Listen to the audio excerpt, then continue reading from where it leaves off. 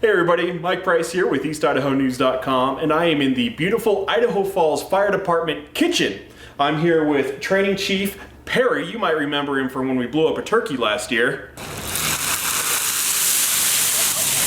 That was a lot of fun. But we got something else cooking up today. What are we going to do? Yeah, Mike, we're working on the stove this year, and we assume it would be safe because we're in the house, right? Yeah. We're going to work with some grease today. Okay, so what happens when grease gets too hot? Well, when grease gets too high, you can really kind of sense that when it starts to smoke, and you really probably should shut down the cooking process at that point, but it certainly becomes flammable, highly flammable when it gets too hot. Right, and that's what we're worried about, is this grease catching on fire, because it's not just like a regular fire. You gotta be careful with putting this out. Yeah, if you don't put it out the right way, if you add water to this, which is what a lot of people would want to do, it's going to make it 10 times worse. Right, so what happens? Let's talk about that. What happens when water is thrown on a grease fire? So water just adds to the heat, and really what you get is it starts basically sparkling and spitting that grease out all over your counter, and then that adds to the fire outside of the stove. Okay, so if you remember last year with the turkey, that's what happened. We dumped it into really hot grease, a turkey that was still frozen, so full of water, and flames everywhere. That's right. And so that same thing can happen here in the kitchen, and I imagine this happens fairly frequently. Well, yeah, if you look at the numbers, about 160,000 home structure fires in the United States alone in 12-month period. So it is the #1 cause of structure fires that we respond to are cooking fires.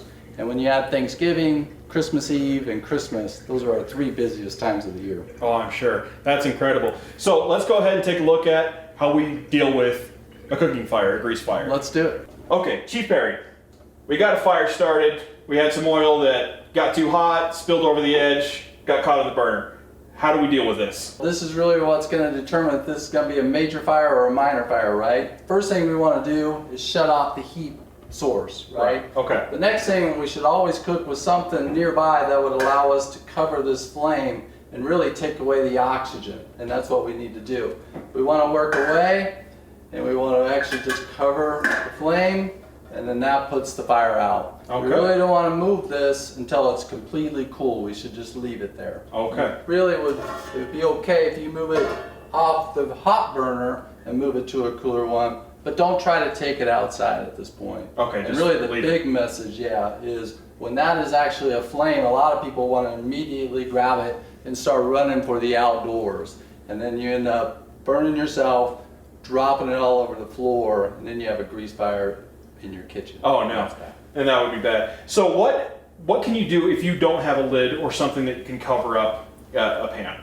So what they say is actually salt is a good absorber of heat. Okay. And baking soda. Now that becomes a challenge because baking powder actually works the opposite. So it can actually contribute to that fire process. So you don't want to mix those two up. So you don't want to mix those two up, but they say baking soda is fine, salt is a good absorber as well if you didn't have a lid. How about if you've got a fire extinguisher nearby? So yeah, that's the last resort, is a Class B dry chemical fire extinguisher. And everybody should have one in their kitchen anyways, right? The problem or the challenge is that if you get too close, that there's a lot of power behind that extinguisher, and it could actually push it out of your pan onto your countertops, for instance. But certainly that is an option as well. Okay. Well, Chief Perry, thank you so much for letting us see how this is done, and thank you for watching. Now, be careful this holiday season. We got Thanksgiving, Christmas, and whatever else you celebrate. So be careful, and don't have to call these guys out.